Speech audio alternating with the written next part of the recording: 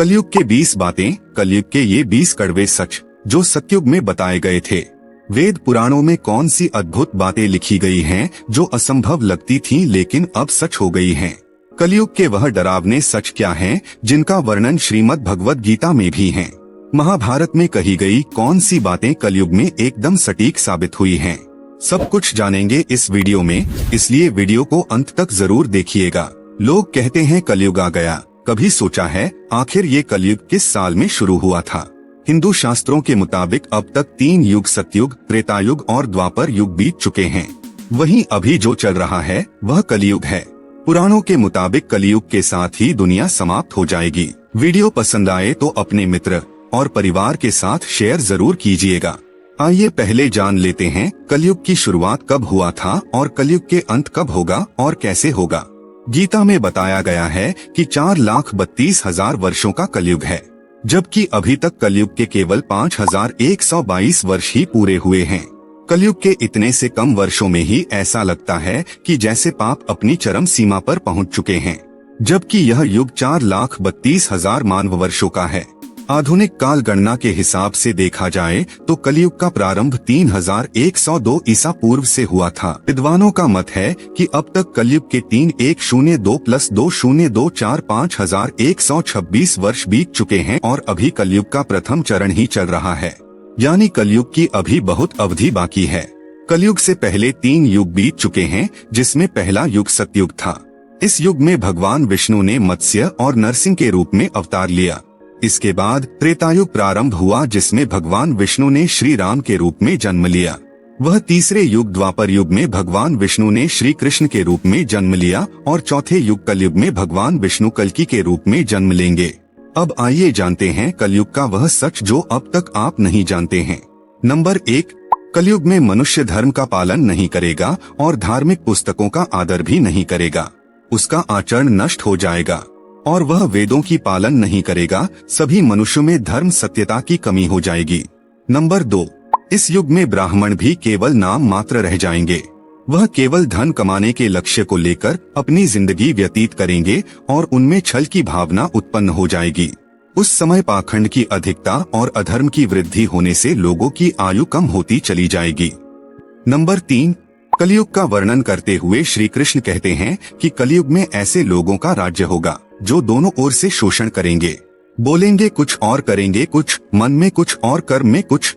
लोग एक पैसे के लिए दूसरों का बुरा करने से भी नहीं कतराएंगे। ऐसे ही लोगों का राज्य होगा। इसी प्रकार कलयुग में ऐसे लोग रहेंगे जो बड़े ज्ञानी और ध्यानी कहलाएंगे। जो शील और सदाचार से भ्रष्ट है, ऐसे लोग सुखी रहेंगे। वे ज्ञान की चर्चा तो करेंगे लेकिन उनके आचरण राक्षसी होंगे और ब्राह्मण चंडाल हो जाएंगे। बड़े पंडित और विद्वान कहलाएंगे, किंतु वे यही देखते रहेंगे कि कौन सा मनुष्य मरे और हमारे नाम से संपत्ति या पद कर जाए। नंबर 4, पुत्र पितृवधम कृत्वा पिता पुत्रवधं तथा निरुद्वेगो वृहद्वादी न निंदामुपल्प्स्यते म्लेच्छीभूतं जगत सर्व भविष्यति न संशयः हस्तो हस्तम परिमुषेद युगान्ते समुपस्थिते।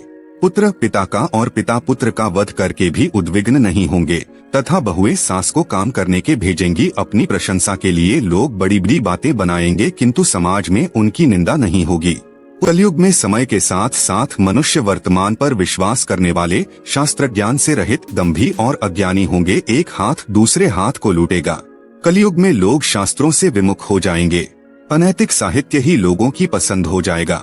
बुरी बातें और बुरे शब्दों का ही व्यवहार किया जाएगा। स्त्री और पुरुष दोनों ही अधर्मी हो जाएंगी।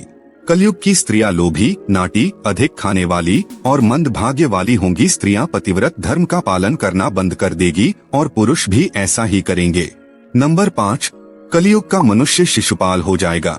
कलयुग में बालकों के लिए ममता के कारण इतना करेगा कि उन्हें अपने विकास का अवसर ही नहीं मिलेगा। मोहमाया में ही घर बर्बाद हो जाएगा। किसी का बेटा घर छोड़कर साधु बनेगा तो हजारों व्यक्ति दर्शन करेंगे, किंतु यदि अपना बेटा साधु बनता होगा तो रोएंगे कि मेरे बेटे का क्या होगा। दोस्तों, इतनी सारी ममता होगी कि उसे मोहमाया और परिवार में ही बांध कर रखेंगे और उसका जीवन वहीं खत्म हो जाएगा। नंबर 6, कलयुग में धनाढ़ लोग लड़के लड़की के विवाह में, कोई पार्टी फंक्शन, मकान के उत्सव में, छोटे बड़े उत्सवों में तो लाखों रुपए खर्च कर देंगे परंतु पड़ोस में ही यदि कोई भूखा प्यासा होगा तो यह नहीं देखेंगे कि उसका पेट भरा है या नहीं।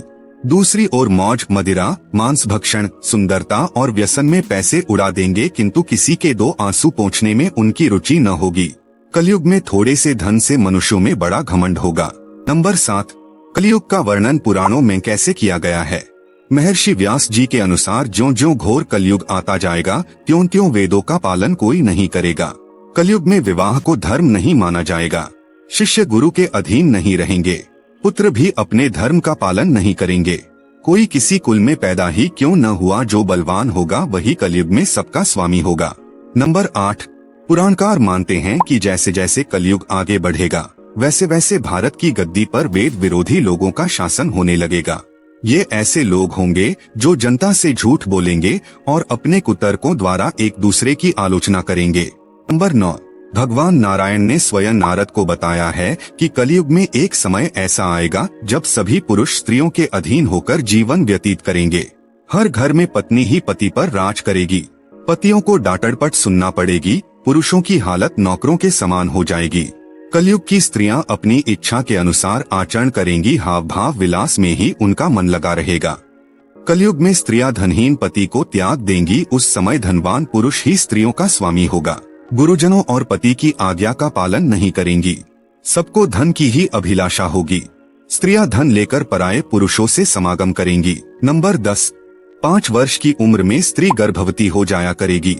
16 वर्ष में लोग वृद्ध हो जाएंगे और 20 वर्ष में मृत्यु को प्राप्त हो जाएंगे। इंसान का शरीर घटकर बोना हो जाएगा। ब्रह्मवैवर्त पुराण में बताया गया है कि कलयुग में ऐसा समय भी आएगा जब इंसान की उम्र बहुत कम रह जाएगी। युवावस्था समाप्त हो जाएगी। कली के प्रभाव से प्राणियों के शरीर छोटे छोटे, क्षीण और रोगग्रस्त होने लगेंगे। नंबर 11, कलयुग में सदा अकाल ही पड़ता रहेगा। सब लोग हमेशा किसी न किसी कलेशों से घिरे रहेंगे। सब लोग बिना स्नान करे ही भोजन करेंगे। देव पूजा, अतिथि सत्कार, श्राद्ध और तर्पण की क्रिया कोई नहीं करेगा। कलयुग में व्यक्तियों के कारण पर्यावरण पर असर पड़ेगा। इस काल में समय पर बारिश नहीं होना, गर्मी ज्यादा स्तर पर बढ़ना, जिसके कारण सभी फैसले नष्ट हो जाएगी। नंबर 12, कलयुग के अंत में संसार की ऐसी दशा होगी कि अन्न नहीं उगेगा। लोग मछली मांस ही खाएंगे, पेड़ों पर फल नहीं लगेंगे। धीरे धीरे ये सारी चीजें विलुप्त हो जाएंगी। गाय दूध देना बंद कर देगी। नंबर 13, श्रीमद् भागवत के 12 स्कंध में कलयुग के धर्म के अंतर्गत श्री सुखदेव जी परीक्षित जी से कहते हैं, ज्यों-ज्यों घोर कलयुग आता जाएगा त्यों-त्यों उत्तरोत्तर धर्म, सत्य, पवित्रता, क्षमा, दया, आयु, बल और स्मरण शक्ति का लोप होता जाएगा। ऐसे ही फैक्ट्स में इंटरेस्टेड हैं तो हमें जल्दी सब्सक्राइब कर लें।